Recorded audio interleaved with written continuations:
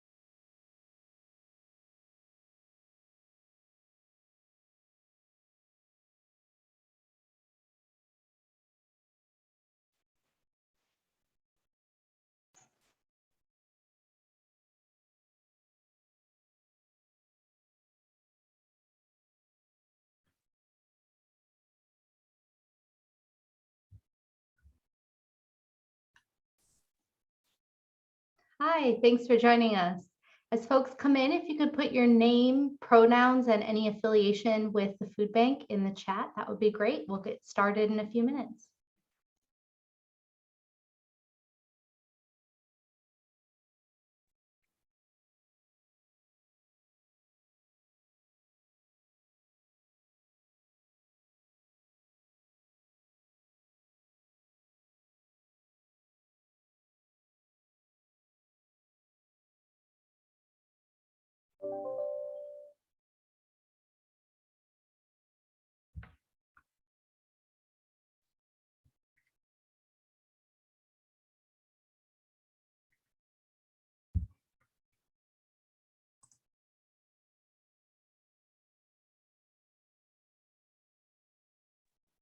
Thanks for joining us. We're waiting for other guests to join and we'll start soon.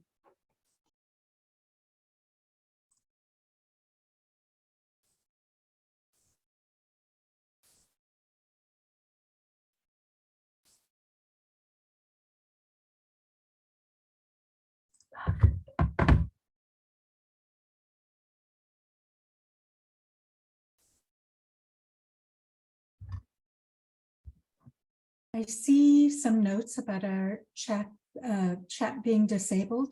If you would all please put your name and gender pronouns and your affiliation in the Q&A.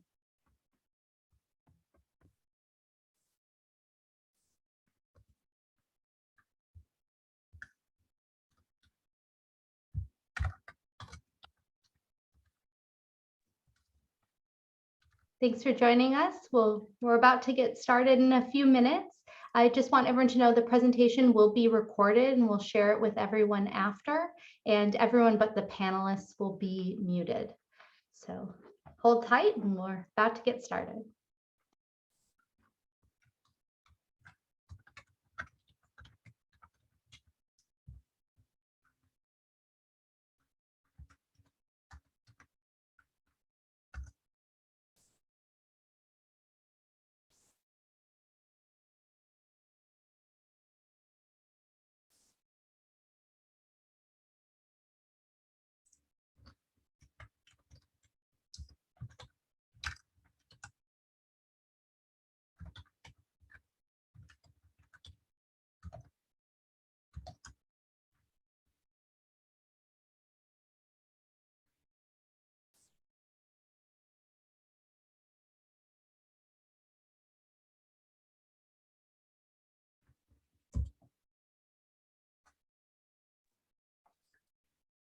Thanks for joining us. We're waiting for a few others to join.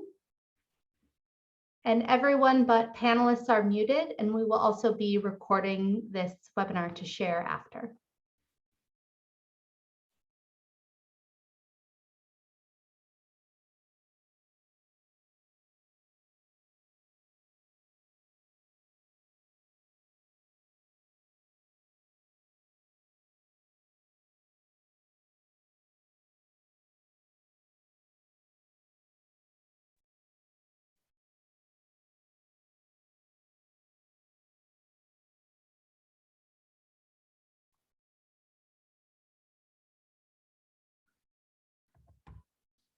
All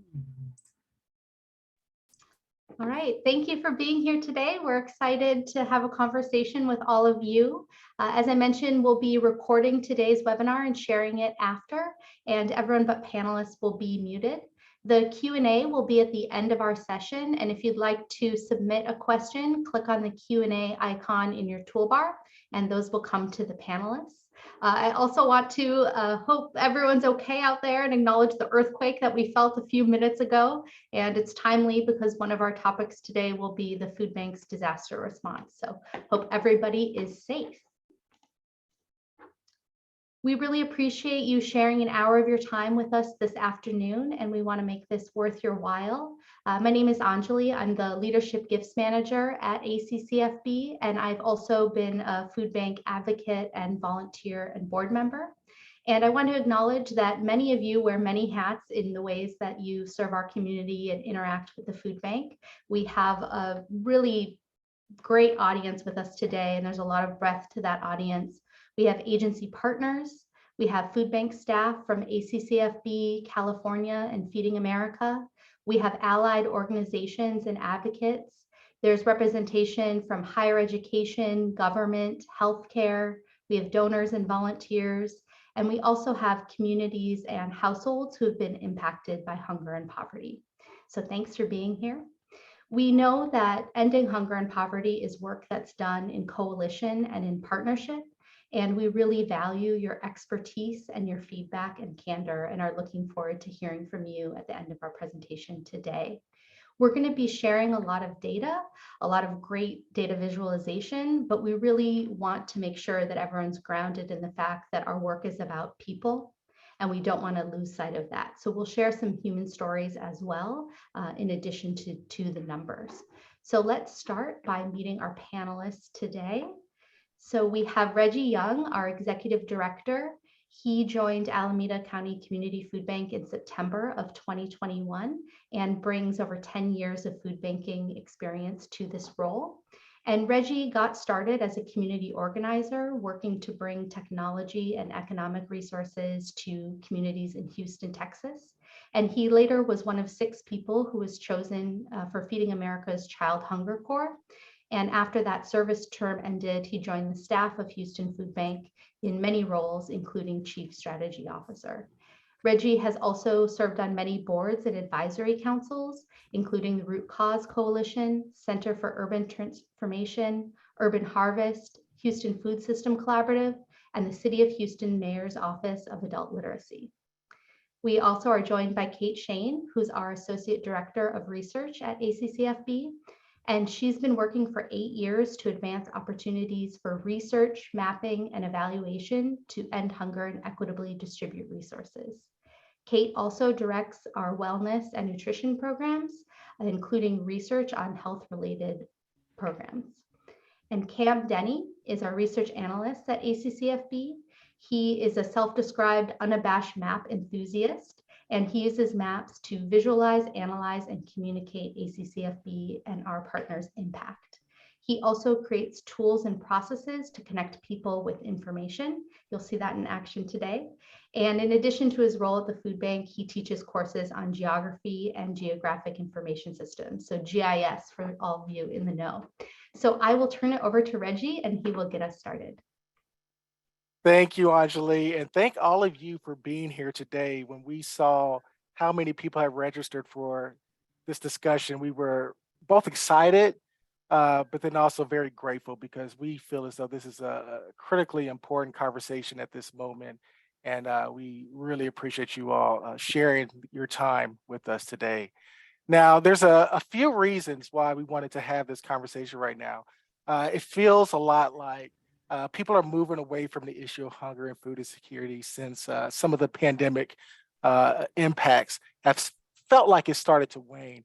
But the reality is for us, what we're seeing at the food bank and through our network of partners is that hunger is at a crisis level in our community, basically at the same levels of what we saw at the height of the pandemic itself. And so a lot of the things that we're going to be talking about today are really to ensure that we're grounded in not only what's happening as it relates to food insecurity within our community, but also why it's happening. We want to really ensure that people that come away from this webinar really understand what the problems are, but also what they can do about it. And so not only will we talk about CAMS maps and case data, we're going to talk about some ways in which you can get involved with the fight for hunger in Alameda County. Now, I'm going to give you a spoiler alert that we at ACCFB believe heavily that hunger is an issue that not only should not exist in the United States and particularly in the Bay Area, but that is also a solvable problem. The purpose of ACCFB, our goal is always to achieve a hunger-free community. And what we realize is that it takes a community to do so. And so we appreciate being in community with you all today, because it's going to take all of us to really eradicate hunger in Alameda County and ultimately find ways to provide equitable distribution of power and resources, which for us is the way that you eradicate hunger in Alameda County. Next slide, please. Now, I will say that when I came into food banking, the goal for a lot of the food banks were to get out as much food as possible, no matter what that food was, right? And the thing that I realized over the years, and a lot of food banks have come to really understand, is essentially this: no matter how much food you throw out the problem of hunger and food insecurity, it is highly unlikely that you're going to have any impact in reducing food insecurity if you do not address the root causes of food insecurity itself. And so I remember distinctly a moment in which, when I was in Houston, we had allocated more than any food bank in history, about $100 million worth of food resources in a year. And we did not see food insecurity drop at all over the course of that year. Now, what does that mean for us as an organization? What that means is that, yes, we have to be very mindful about food access. And so the way that we talk about it a lot is providing the right food, the right time, at the right place. But we also have to be very mindful about what are the totality of issues that a family or an individual are dealing with that inhibits them from being successful or no longer needing our services, which is our goal, right? And ultimately what it comes down to is that people that come to a pantry have so many other issues that they're dealing with that led to them coming to that pantry that have to be addressed in order for people to really get to the point to where they no longer need our services. People come to us with housing concerns, healthcare issues, employment issues. A lot of the families that we're dealing with have people in the household that are working full time, but are not able to make ends meet. And so when we're talking about our approach to addressing food insecurity, it's a multi-pronged approach.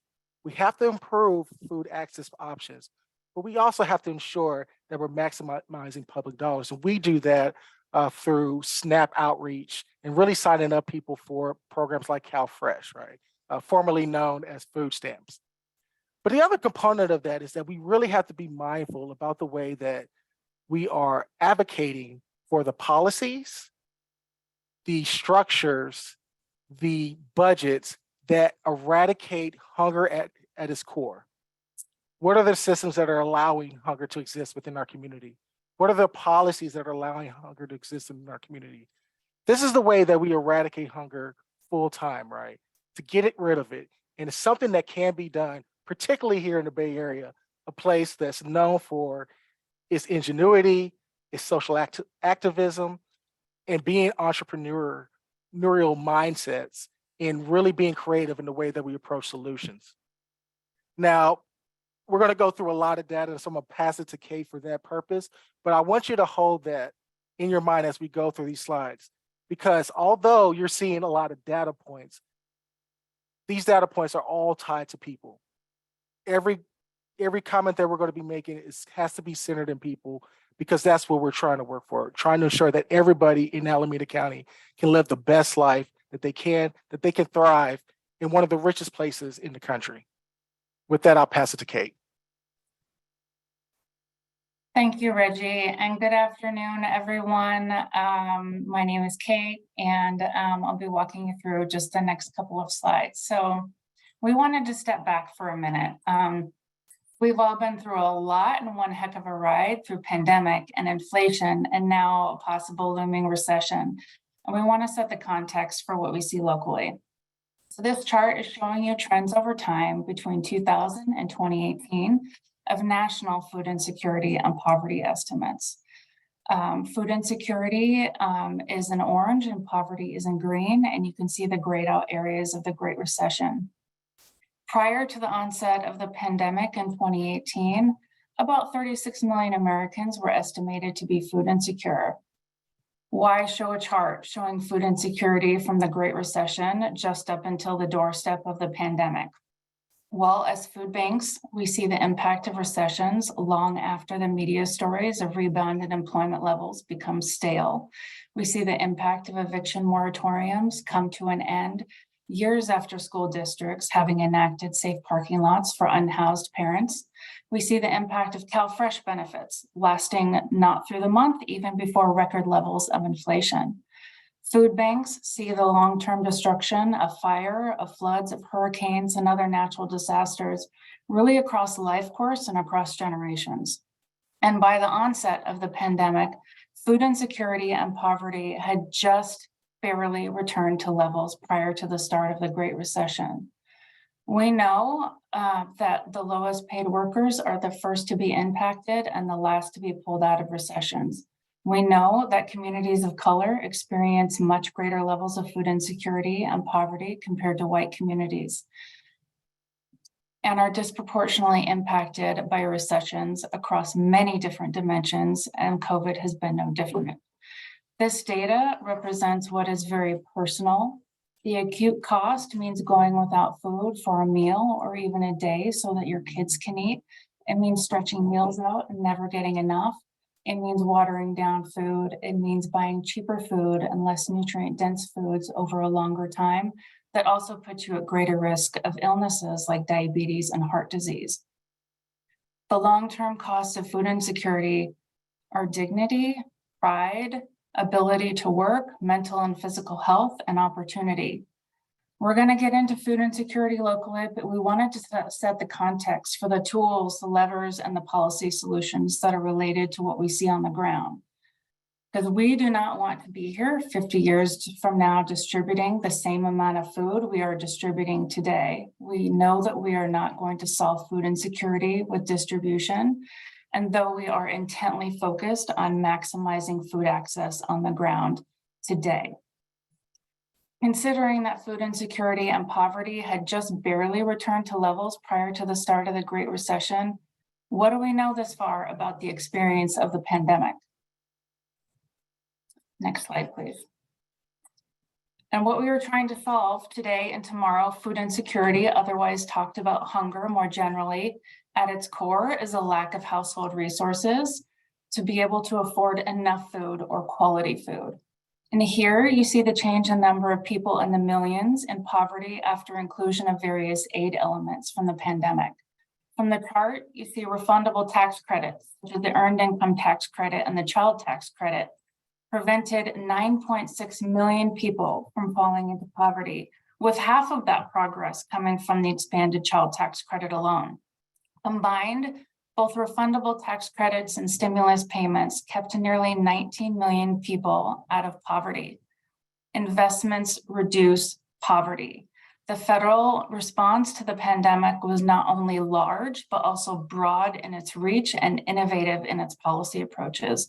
A number of steps were taken for the first time, including providing cash payments to individuals, expanding unemployment coverage to a broader group of workers, while also increasing the insurance amounts and the duration of coverage, making the full child tax credit available to the lowest income children and increasing the credit amount, providing uninterrupted health coverage for Medicaid enrollees, enacting a national paid leave policy for COVID, albeit with gaps, creating a new emergency school meal replacement program and increasing the value of SNAP and WIC benefits, establishing a federal eviction moratorium and increasing rental assistance. So, to what impact? Well, poverty data from 2021 show us that when increased state and federal support was provided, more people were able to count on having enough resources to make ends meet. A lower poverty rate means fewer families worrying about where their next meal comes from or wondering if they can keep the lights on or pay their rent. And while this encouraging data does not diminish the fact that the high cost of housing and recent inflation have made it even more difficult for families, it does help us understand how we can build on public policies that work to help families now and in the future. But while some benefits, like the expanded EITC, will continue, there are likely no more federal stimulus checks, and the expansion of the child tax credit expired due to Congress's failure to permanently expand it. And with less aid, household and child poverty rates are at great risk of jumping back to the levels seen before COVID. This is what is at stake. Next slide. So what is the future of our safety net? What will it look like? And to reiterate, the child poverty rate was cut in half in 2021. The decline was even more dramatic for California. It went from 26% to 8%, which is traditionally, California has had the highest poverty rate in the nation when taking into account cost of living. We have never witnessed such a significant cut in such a short period of time, and not during a time of acute hardship. And not only did the rates drop broadly for all demographic groups, but more notably for communities of color. The investments committed narrowed the racial gap in child poverty, but did not yet achieve closing it. And the takeaway from this is very simple. Poverty is a policy choice. And when we choose to provide the basic support families need to thrive, it really works. We have the tools we know are successful. We need the investment to commit them. We can eradicate hunger from future generations, for children, for seniors, for community members with disabilities, for everyone. And we wanted to start with a policy frame because of its centrality to the long-term solution to hunger. But in the day-to-day, many of us as staff members and partners work to improve access for communities across Alameda County. And we'd like to introduce you to that work a little bit more and tell you about the need that we see on the ground. And with that, I will pass it over to my awesome colleague, Cam. Thank you, Kate. Hey, everybody. Thanks for being here. And my name is Cam, and I'm going to show some maps and visuals about our work across Alameda County and kind of how we approach our work as an organization. So if we could go to the next slide, please. Here is a map of Alameda County. So this is our service territory. For those of you not familiar, it seems like most people are probably local, but Alameda County is most of the East Bay of the San Francisco Bay Area. We stretch from Albany and Berkeley on the northern end down to Newark and Fremont on the southern end, and even some of those more inland cities, Dublin, Pleasanton, and Livermore. The biggest city in Alameda County is Oakland, and that's where our food bank sits. That orange dot on the map shows our warehouse and our office in East Oakland. We're kind of in between the airport and the stadiums, if you can picture that. And yeah, this map is showing all these blue dots. These are our awesome network of partner organizations. So we currently have almost 400 partner organizations that we distribute food from our warehouse to those organizations. And I see some of those people are on the call right now. I saw Dr. Cruz from Homies Empowerment, somebody from Berkeley Food Network. I'm sure there's many others of you on the call right now, and glad you're here. And just really want to stress that our work really relies on this great network of organizations, and we could not do what we do and what we strive to do without that. We can move on to the next slide, and it's a similar map. So those blue dots now, the size of them are how many pounds of food they received from our warehouse in the last fiscal year. And I wanted to show this map for a few reasons. One is that our network of partner organizations is really diverse. Some of them are really centered on food distribution, while others, that's just one small part of their mission. And those partners range from food pantries, soup kitchens, shelters, schools, other nonprofits, senior centers, healthcare clinics, all sorts of organizations. And each of those organizations serves a very different community and different group of people. And it's very important for us to be able to reach different groups in such a diverse county, such as Alameda County. So on this map, if we add up all those blue dots, last fiscal year, we distributed about 53 million pounds of food. Roughly half of that is fresh produce, which is really important to us at ACCFB. And that's about 20 million pounds more than we were distributing just before the pandemic. And we'll talk a little bit more about that later. But that we've seen a significant increase in need, and we're striving to meet that need. We could go to the next slide. And here I just wanted to give a shout out to our work that is not just about distributing food. So ACCFB does a lot other than distributing food. That's probably the first thing and maybe the only thing people think of when they think of a food bank. But we have many teams doing other things. Reggie already mentioned our policy work, but we also have teams doing other things, connecting people to those food resources that exist. So for example, we just have a revamped website, foodnow.net, also available in Spanish, comidaahora.net. You can scan that QR code if you want to go check out that website. And on that website, you'll find all sorts of resources that we have to link up Alameda County residents with not only food resources, but other things as well. We have a whole team of people that are our emergency helpline. This is a call center team. They're probably on the phone right now with people seeking food. And we help connect those people with a food pantry or one of our partner agencies near where they live that meets their needs. We also have a whole team of people who help residents sign up and apply for CalFresh. So that's connecting people with food in a different way, not through food that we distribute, but through CalFresh dollars and public programs. Our team, our CalFresh team has a goal this year to, let's see, 5,000 households we're gonna sign up into the CalFresh program, which is amazing. And in total, that is like 4.5 million meals that those households locally in Alameda County will receive. So just a quick shout out to our teams and all the things we do at the food bank, other than just distributing food. We could go to the next slide. And now we're going to start talking about food insecurity. And we might throw around a few terms and a few ways that we look at that. But here's a map of Alameda County by zip code. And the rates, so the percent of people in each zip code that are estimated to experience food insecurity. We get these numbers from Feeding America, which is a national network organization that our food bank is a member of.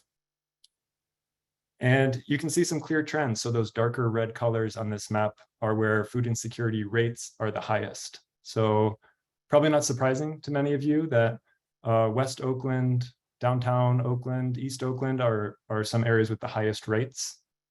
We also see high percentage of residents that are food insecure in those unincorporated urban areas, kind of in the middle part of the county, Ashland and Cherryland as well. West Berkeley, Alameda, other parts of Hayward, there's a lot of places that have high alarming rates of food insecurity. And we use these rates not just to show maps to you all, but to understand the landscape of the county and allocate resources accordingly. And I thought here, while we're on this map, I'll throw out, there's a few stats. We have a program called Client Voice, which helps us have a better understanding of the clients that receive food from our food bank. And I can go through a few stats now. So just over half of the people that receive food bank food are seniors. So the median age is around 62. I think that's might be surprising to some people that a lot of our clients are seniors. And just over half of the food distributed goes to people who English is not their first language as well.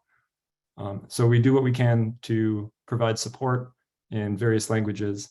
And it's important to know that about our clients and to better serve them. I'll go one more interesting demographic shout out is about 1/5 of the food we distribute goes to primarily Cantonese speakers. And half of those Cantonese speakers clients are over 71 years old. So and we're not just talking seniors, but over 71 years old. And I think that's noteworthy. Also around Alameda County, Black residents are about 4 times more likely to be food insecure than white residents. And Latinx residents are about 3 times more likely to be food insecure than white residents. So as we go to the next slide, those are important things to keep in mind where we try to approach our work with not just an equity mindset, but equity has to be central to all of our work.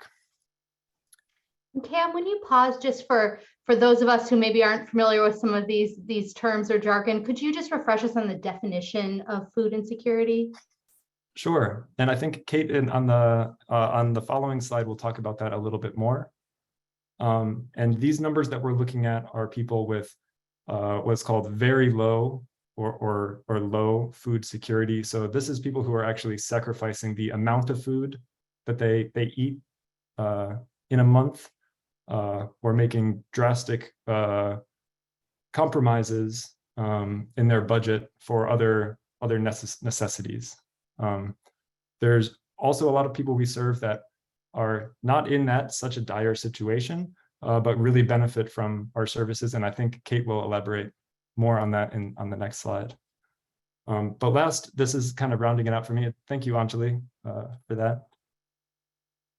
Just wanted to point out one more way that we look at food insecurity kind of from a data-driven standpoint is not just those rates. So that last map with the red colors, we could see where food insecurity was concentrated, where there's high percentages of residents, but also just in totals. So you can see on this map, this is total populations by city. And Oakland, of course, is the biggest bubble on the map. It's the biggest city and also has high food insecurity rates. But you can see that some of those other cities like Hayward and Fremont were not highlighted as much on the previous map, but have big populations and a lot of people that would benefit from food assistance. So we kind of take multiple approaches in understanding Alameda County and where to focus our resources and our time and energy. So with that, I think on the next slide, we're going to transition back to Kate, who will talk about Anjali's question about food insecurity within the county. Thanks, Cam. So yeah, let's talk a little bit about what food insecurity means, since we have these 2 numbers here up on the screen that you can see. So we have the overall level estimate of food insecurity means, generally speaking, that you're experiencing some level of insecurity that is a compromise on a quality or quantity of the meals that you are able to provide for yourself or your household. This data comes from a national survey, and so and those include some questions for households across the U.S. That includes some of the following. So it means having answered affirmatively to some questions like, I worried whether food would run out before we could buy any more. The food I bought just didn't last and I didn't have any money to buy more. I couldn't afford to eat balanced meals. My child went without food because there wasn't enough. My child ate less than they should because there wasn't enough, or we were hungry but didn't eat because there wasn't enough money. So those are the kinds of questions that relate to, like, what is the statistic on food insecurity? And again, getting back to this, it is not having enough by some dimension. And what you see here is an overall estimate of food insecurity. Now, before the pandemic, we thought that 1 in 5 were at risk of or experiencing some level of food insecurity. We now believe that that is 1 in 4. We have seen the need increase over the last year between last September and this September. And on the right, you see 1 in 10. That is a measure of deep food insecurity. So this is reporting that sometimes or often you do not have enough food to eat, cutting the size of your meals, eating less than you should, going without meals, including reporting that children are going without meals, so that you're compromising so that children can eat. And that is 1 in 10 of our community members. That is what we see from the national data and for California data. And we believe that that's consistent with what we're seeing in Alameda County. We know that more than half of those experiencing food insecurity in Alameda County are in communities of color. We know that 90% of those experiencing food insecurity are renters. And we know that likely half of those experiencing food insecurity are not eligible for SNAP because they make too much money. And this is 160,000 people translated to Alameda County's population that are not getting enough to eat, and 400,000 people across Alameda County likely at a high risk of or experiencing food insecurity.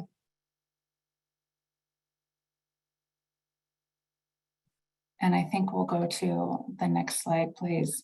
So how has that impacted our operations and the operations for our network? You can see the chart on the left.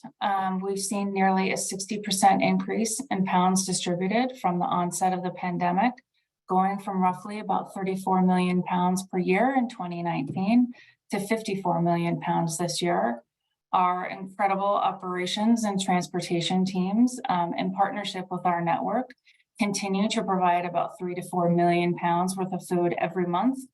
And this year, we're going to provide about 45 million meals worth of food, compared to about 28 million meals before the pandemic. And as to the quality of that food, our goal is that 50% of our total distribution be fresh produce. And we're on track in that goal this quarter with about 13.8 million pounds of fresh produce already having been provided. We anticipate the need also continuing to climb over the next few months, as the holiday season is one traditionally where households struggle more, and also as there are some policy issues and risks on the horizon. And beyond increasing the pounds that we serve through our network, over the last 2.5 years of the pandemic, we have also responded in a number of new ways. We are proud to have been able to provide a lot of direct support to our network partners over the last 2 years, and anticipate this year in providing $5 million in direct grants to our network partners to help them sustain and grow their programs. And between 2020 and 2022, we will have provided about $9.2 million in direct assistance to that network of partners that Cam showed on the map. We have also examined the equity of our food sourcing contracts, and after a lot of internal work, 80% of our purchased produce is coming from BIPOC farmers locally, which not only helps us support underserved farms, but also helps us provide more culturally relevant, culturally appropriate options to our agencies and communities. We've invested a total of $1.2 million in BIPOC farmers and in working with producers on crop planning this last year, and hope to increase that amount this year. We also began a home delivery program in partnership with Alameda County Public Health to serve community members who are recovering from or impacted by COVID, or folks who just found it difficult to get food in the early days of the pandemic. And in the last year alone, we made over 3,200 deliveries to about 633 households, and we'll be continuing the service as an ongoing program, and one we hope to closely align with our healthcare partners. Next slide, please. The pandemic also forced us to significantly increase how much we're spending on food, and that's both due to volume and to cost. Our monthly purchase food budget before the pandemic was about $250,000 per month, and right now we're regularly spending more than $1 million on monthly purchases. You can see here how that translates into an annual increase in the chart on the right. going from about $3 million per year in 2019 to about $15 million per year in 2021. Overall, general expenses also more than doubled between 2019 and this year, an increase of about 19.6 million to $45 million. And while we anticipate the need to remain stable or even to remain stable over the next several years, in taking the lessons from the Great Recession and other disasters, an increase in the near term because of many different factors, including inflation, looming unwinding of the public health emergency, and just the holiday season. We, with that, anticipate an 11% decrease in funding this year from private funding and decreasing or sunsetting of government support. So this is the situation when we're looking at ongoing need, increasing need, potentially lower support and lower revenue in order to support it. Kate, we had slide, a please. question come in about what BIPOC means. Could you share that with the group? Yeah, Black, Indigenous, people of color.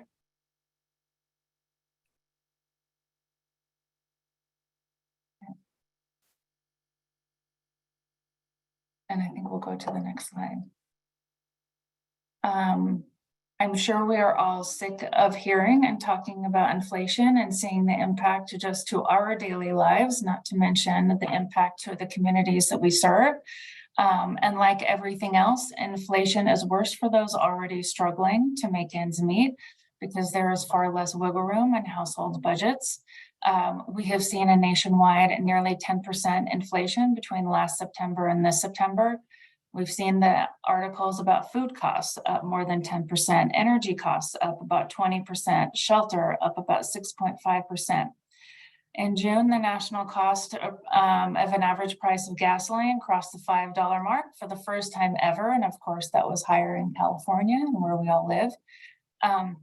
We've also seen a 16% increase in our call volume last month to our emergency food helpline that connects community members with same-day food resources. And not only has this hit our communities, but it's hit us as well.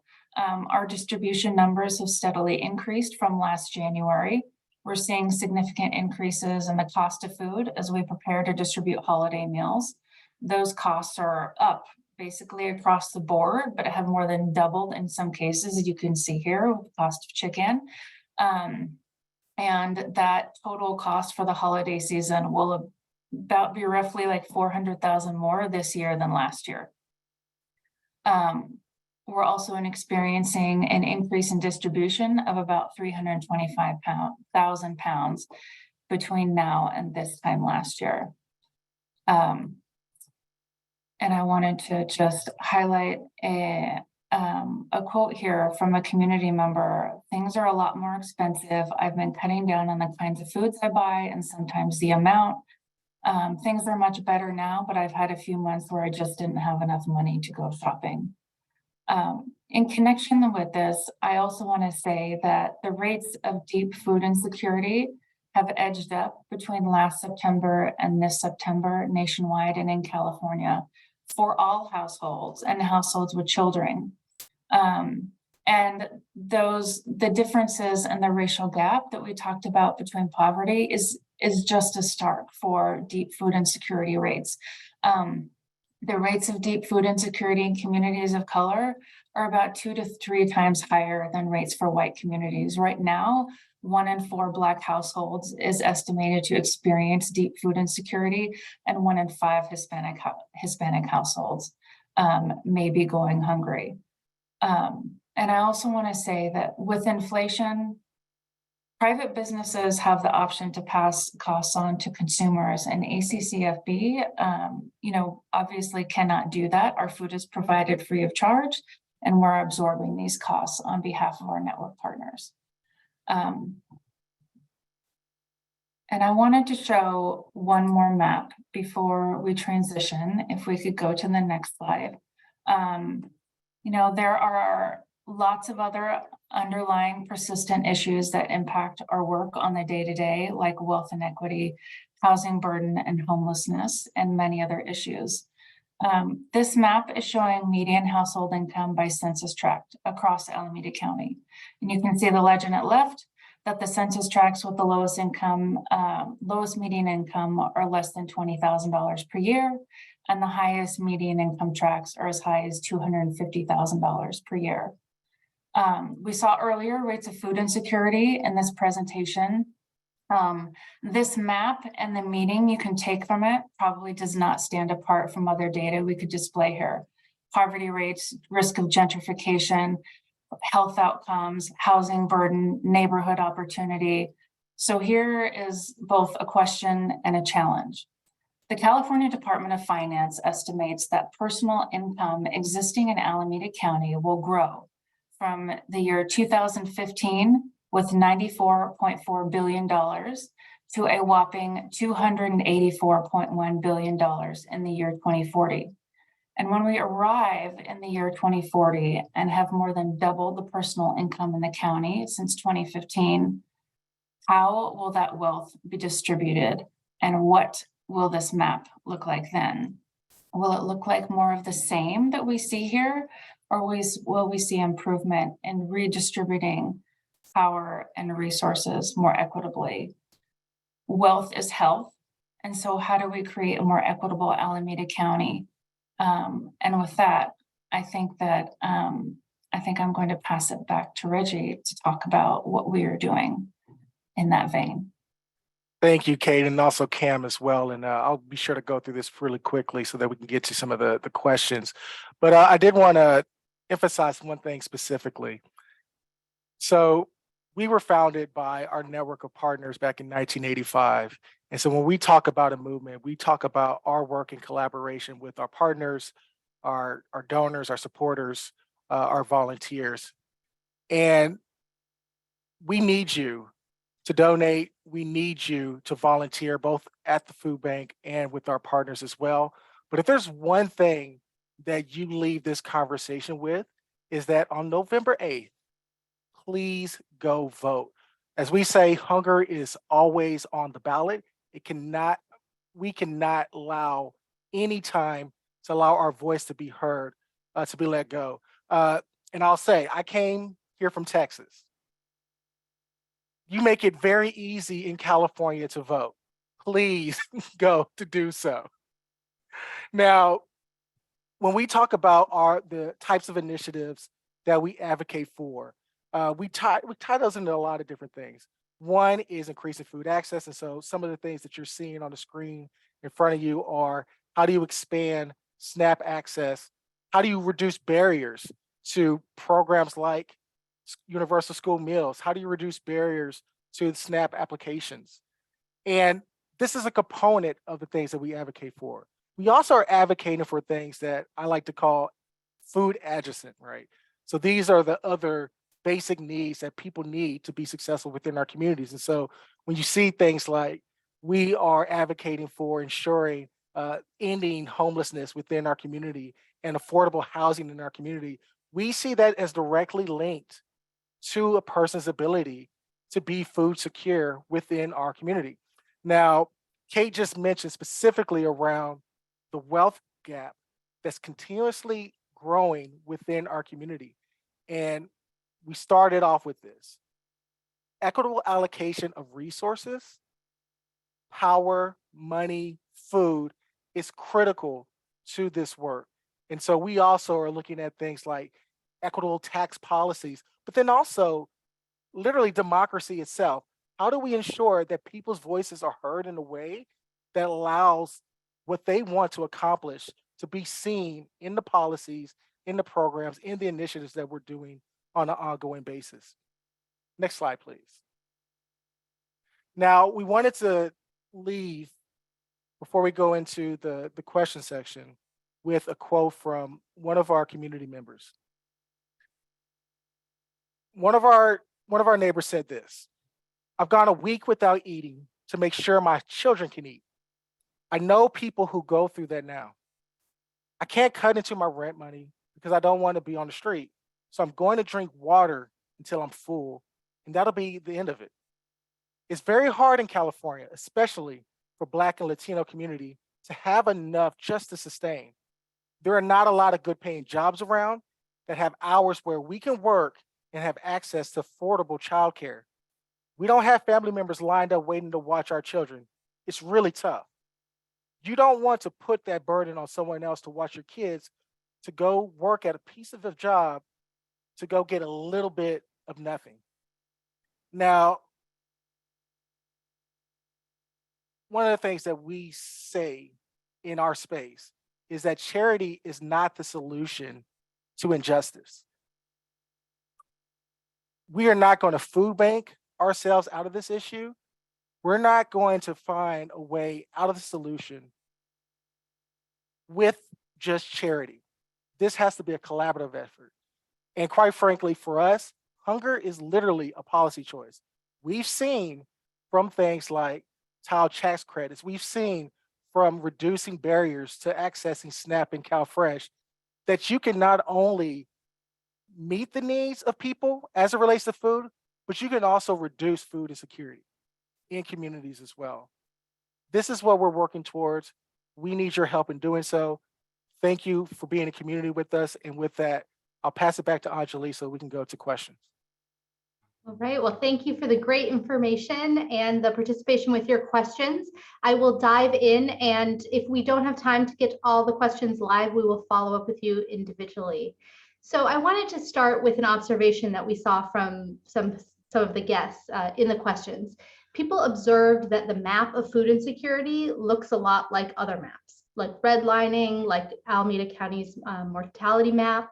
And there's some of the same red areas with things like lowest life expectancy and food insecurity, or things like asthma and food insecurity. So I was hoping that Cam could talk a little bit about some of the trends that we see in maps like this and how this goes back to things like redlining. Sure. Great question. Thank you, Anjali. And yeah, if people are interested in this topic, there's a blog post we have on our website, accfb.org/redlining, and you can see kind of a deep dive analysis that we've done on that particular issue. But in general, this is what people refer to as intersectionality, where many things tend to overlap. You know, one problem isn't a standalone problem. It's related to various other trends and issues, and even things going back deep in history. So yes, I agree that one question about mortality rate and life expectancy, of course, those things are going to go hand in hand with food insecurity. Places that have food insecurity are going to have all sorts of other health and medical trends when we look at it on the map. So yeah, feel free to check out that blog post. But when we look at things, that I think that's kind of the direction our organization is moving, is not just about distributing food, but we like to say, to uproot hunger, it's going to take removing the sources of what causes that, not just addressing the surface issue, but the things causing these inequities. Thank you. And we had a question about, when you say vote, can you be more specific about initiatives and candidates in front of us? So I'd like to direct this question to my colleague, Alex, to share a little bit about our policy agenda and endorsements. Hi, good afternoon. Thank you for joining us in Community Day, and just shout out to so many partners who work with us around public and private partnerships. Some of you may be familiar with the food bank's policy agenda, you know, bills around the CalFresh program or disaster assistance. So part of our policy agenda is the ballot box. And in a place like California, we legislate a lot on our ballot. It's one of the reasons why we created a permanent webpage, accfb.org/vote. So you can get the tools you need. I know Reggie comes from Texas, and we make it easier here in California, but there are still important details. We saw how voting transformed at the onset of the pandemic. We became a permanent vote by mail state. And again, one of the ways that we can address the root causes of hunger is to vote with our values. And so if you visit that page, you can learn more about our endorsements for this year. That includes state proposition number 1, because the right to choose and access to reproductive health care has direct connections to someone's food and economic security. And this year, we're really proud to announce we have some local endorsements too. It'll be no surprise to anyone here that housing burden is a huge driver of food insecurity. So for some of you Oakland and Berkeley voters, you'll find our position on some local housing measures. And then finally, Reggie also mentioned, for us to even be able to pass certain policies, we need a functioning democracy. And so we're really proud to endorse a local measure around democracy dollars so that voters have equal footing when they go to that ballot box. So again, accfb.org/vote. You can learn more there, as well as check out our policy agenda and get people to the polls or to the mailbox. Great, thanks, Alex. We had a question from Dory Harris, so it'd be great if you could ask that. We'll unmute you.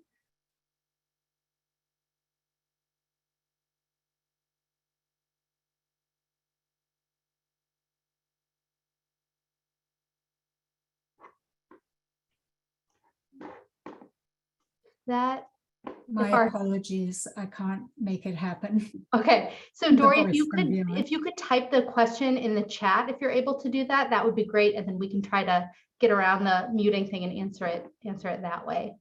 We'll move on to the next question and try to circle back.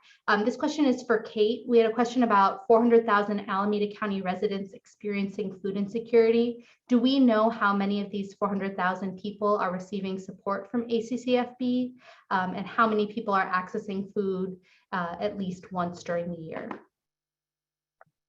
Thank you for that question. That is something that we are working towards. We do have a member intake system that we are helping to our network partners get on board with, and that will give us a much better view on the trends of even at the household level of who is coming back, who needs just occasional support and who needs pretty consistent support, and how that needs to drive our programs and our response. And be much more specific and thoughtful about the support we're providing, and reach out to those households and ask about their experience of it.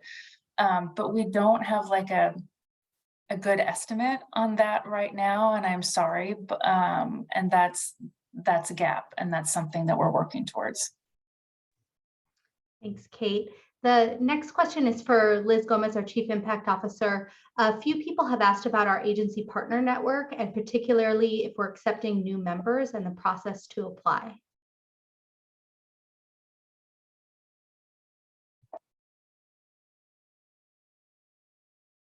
You're on mute, Liz. You're muted, Liz. Of course, that would be me. Apologies, everyone. Good afternoon, everyone. Also really glad to be here in community with you all. Our member agency application process is currently on pause. We do have applications that are continuing to come in of organizations wishing to join the network of agencies. For those of you who are interested, please email us at info@accfb.org. We will make sure to send you information as well as an application packet. It is our goal to be really strategic about the partners that join the food bank.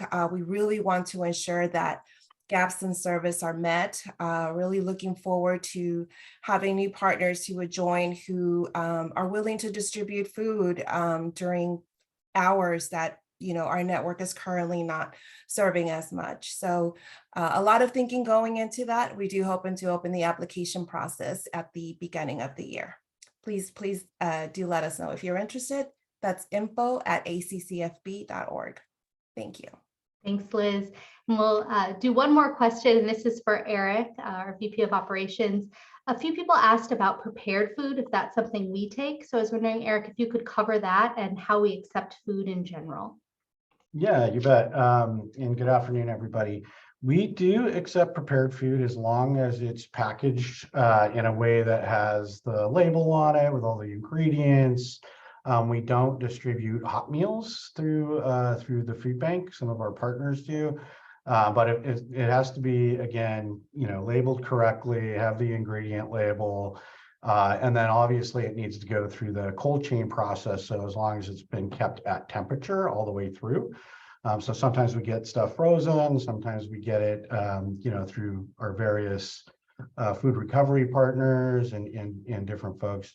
The other thing I'll say is today, out of all of our distribution, only about 11% of that comes from local donations. It used to be much higher pre-pandemic. So if anybody has friends in the food manufacturing businesses, please send them our way. And you can click on that little give tab that you see right there and just say, click on donate food to get a hold of us. So thank you. Great question. Great, thank you so much. Well, we are almost at time, so thank you for your questions. We will follow up with folks who didn't have their questions answered. I also wanted to mention that some of us are able to stick around after one to answer your questions live. So if you have a burning question, feel free to hang out. If you need to get back to your work serving the community, do that as well. And thank you for joining us and being partners in eradicating hunger in our community. So thank you so much. And we will stay on for a few more live questions for those of you who are able to do that.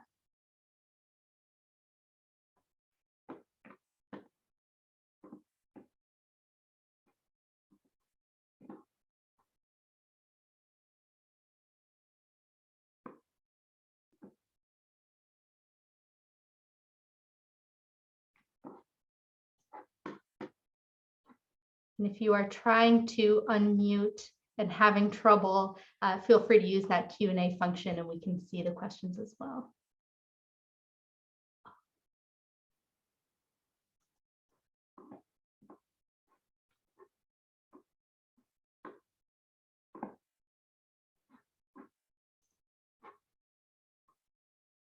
All right, Joe, you had a question. We will try to unmute you. Joe DeVries.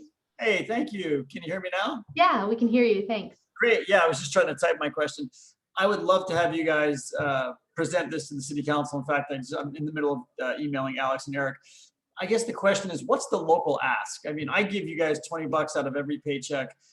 Certainly, we want to partner with you as a city, officially. But, voting is kind of a no-brainer. I mean, we have such progressive legislative delegation that I'm pretty sure everyone we vote for is 100% behind fixing this problem. But how do we institutionalize it? Like, what is a real ask from local government that can eradicate this and support your work? Oh, Joe, we have so many. I think, and honestly, to your question, I think one of the key things that you mentioned is how do we operationalize it, right? Because we have a ton of things that come up over the course of a year that's either comes from us or through some of our partners that we can always utilize government assistance with. And Alex, I know you probably have a list that you're probably staring at right now of those types of requests, right? And so it comes down to a lot of different things, right? Sometimes it's tied to areas in the county or in the city where we can do distributions at to kind of fill in the gaps of service needs. Sometimes it's tied to a particular policy associated with a particular land to give us more access to allowing our trucks to be located in a particular place, right?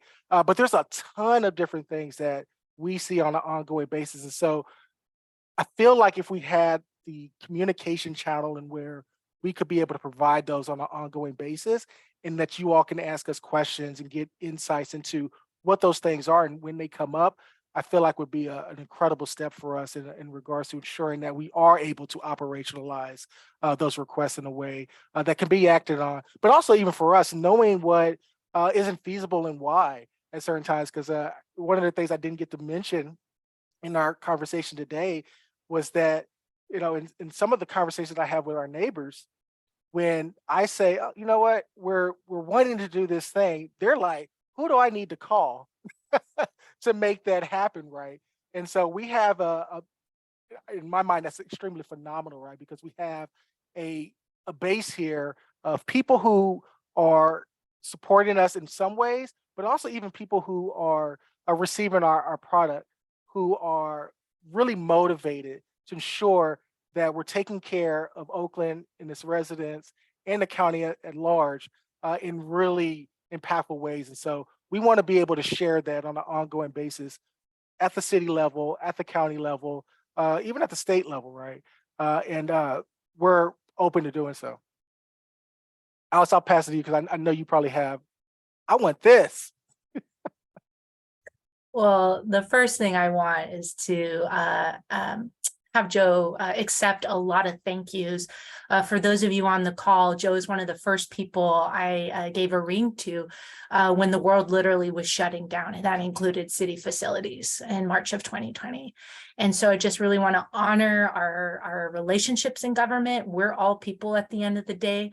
And when I called Joe and said, hey, we need a permit, a drive-through facility, it wasn't just jump, it's how high do I need to jump? So I just want to just really uplift all our civil servants out in the field and just kind of lift up a cliche, think global, act local. And as we face, we're going to be facing, number one, some really big changes. It is an election year. Different leaders have different values, right? And we are a nonpartisan organization, but we have seen in past fights different visions about what it will take to end hunger in this country. And so with that said, we are heading into probably not a great policy environment. And that's where the local response and the local relationships and the local commitment to a hunger-free community and bringing all assets and people to the table really makes a difference. Again, giving another shout out to you, Joe. We were both a part of the county's COVID-19 Racial Disparities Task Force with partners like Tribe, Dr. Cruz from Homies, and so many others to identify some of the early needs that both public and private partners needed to get around was just that physical infrastructure, right? To have place-based work. And as you can see, we are across the county, but when we bring all our resources together, we can do great things and really affirm that we can actually achieve a hunger-free community because policy-wise, we are not there yet. We are seeing patchwork approaches, whether it's expanding a tax credit or saying a certain age or a certain subset of the community can come onto a policy. We do not policy-wise have food as a guaranteed human right. And that's where the local relationships, the local policy and place can really make the difference. So Joe, I'm going to call you later. I've got another list for you, but we're so thrilled and thankful for your continuous partnership and to the city administrator's office where you can really pull those levers with us. Thanks, Alex and Reggie. We had a question from Sandra. They asked, how do local farmers and urban growers work with ACCFB in a way that supports farmer livelihood? And does the food bank do land advocacy for farmers to keep farming on open land? So whoever gets their button unmuted first can take that. I'll go. White House Conference on Hunger for $500. A part of our recommendations to this very historic event, you may have heard about it on NPR recently, and called for a White House conference on hunger, nutrition, and health. The last time this happened was when Nixon was in office. And believe it or not, some really good things came about that. Shout out to the Oakland Black Panther Party. We got a permanent school breakfast program as a result of that effort. WIC, school meals, enhanced benefits, and SNAP, you name it. And we can, as Kate and Cam illustrated, we can actually end hunger through policy. We saw that 50 years ago. So flash forward to September 28th, a part of our recommendations for this second White House Conference on Hunger included getting to the root causes of poverty in this country and in our food system. And that is supporting Black, Indigenous, and people of color in our farming effort. And so you heard more about, looking at our own assets and our purchasing budget, right, to support farmers and begin to break up that concentration of power and resources. But we absolutely put in our letter to the White House that we have to go farther in terms of having real access and equity and wealth building in this country. So I'll drop it in the chat.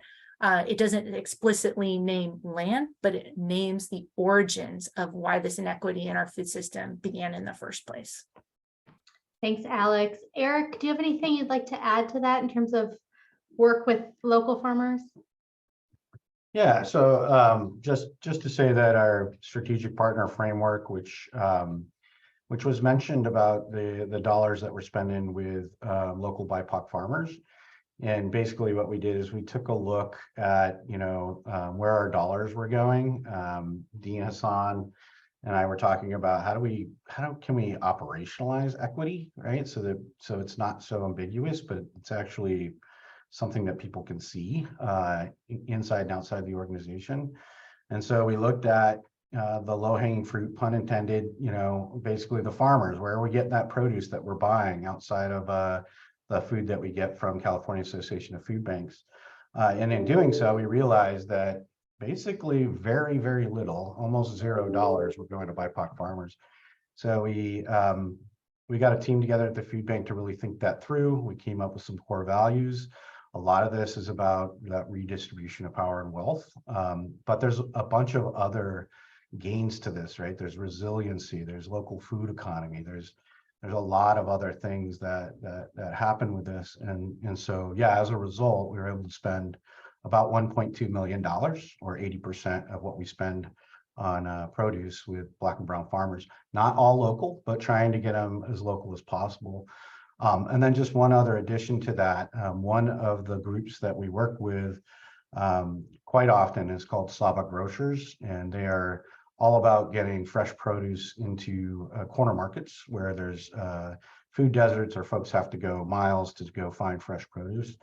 And as a result of the work that we're doing with them, they were able to get a lot more produce at a lot lower cost, which then enabled those corner stores all throughout this county to have a larger variety of culturally appropriate food at a lower cost per client. So there's significant kind of ripple effects to this work that we're really happy about. Thank you. Well, thanks for joining us today. We're going to wrap up, but this is, one part of a larger conversation and work in collaboration with all of you. So please stay in touch as this information that you learned today, kind of as you digest it, reach out, let us know what follow-up questions you have and what ideas you have to work together. So thank you so much for being here.